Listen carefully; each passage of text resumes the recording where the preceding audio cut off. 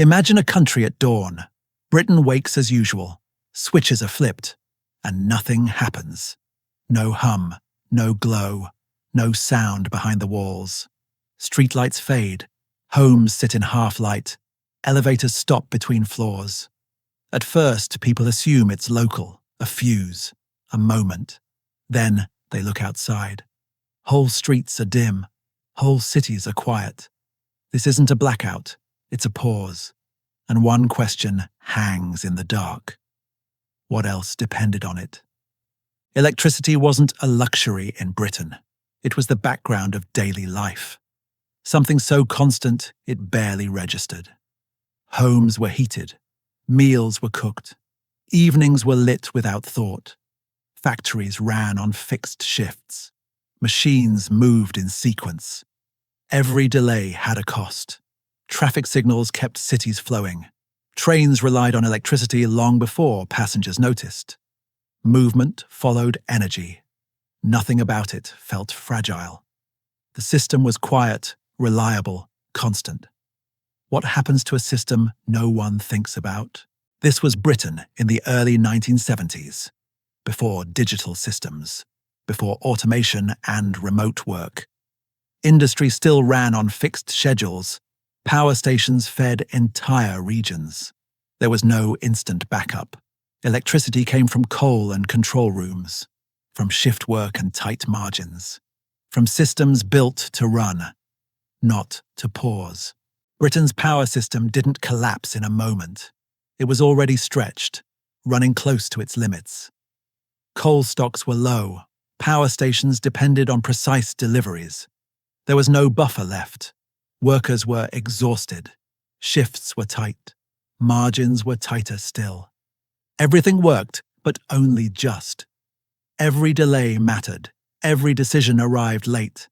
Then one link failed. Quietly, without warning. A delivery missed. A shift uncovered. One decision made a day too late. Power stations slowed. Output fell. The grid lost balance.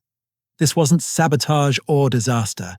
It was a system built for efficiency, not interruption. When one part stopped, the rest followed. The lights didn't fail all at once. They hesitated. Then they went out. Factories stopped mid-shift. Machines froze exactly where they were. Nothing powered down properly. Offices emptied early. Elevators stalled between floors. Stairwells replaced routines.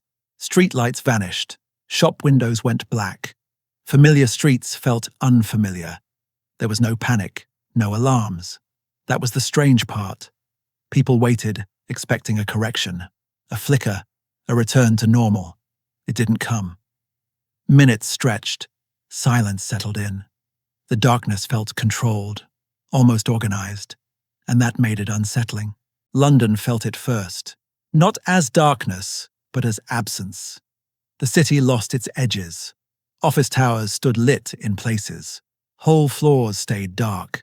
Desks waited without people. In industrial cities, shifts broke apart. Workers arrived on time. Machines did not. Suburbs dimmed unevenly. One street glowed, the next disappeared. Traffic slowed without signals. Drivers hesitated at empty junctions. Movement became careful. The country didn't stop. It moved differently, slower, uncertain.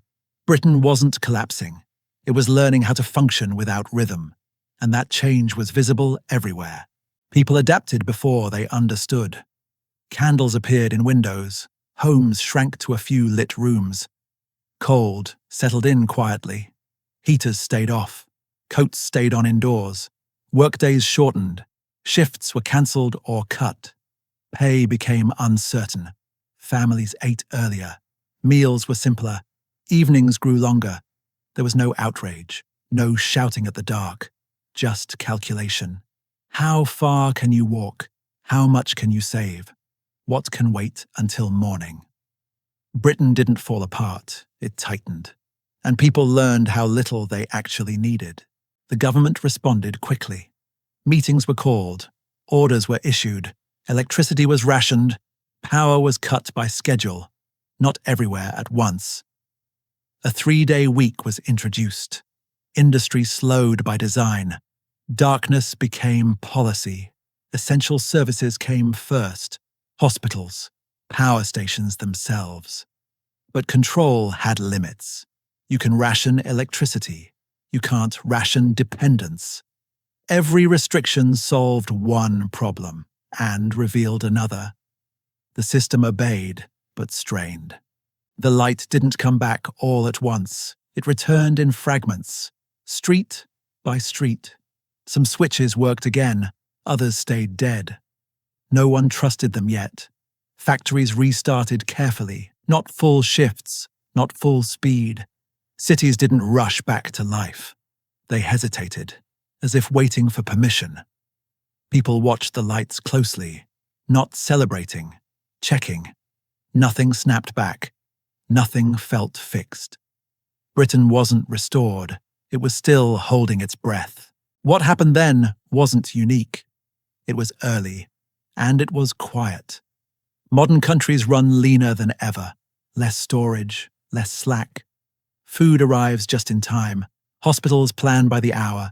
Businesses don't wait. Efficiency feels like strength, until it removes all stillness, all delay.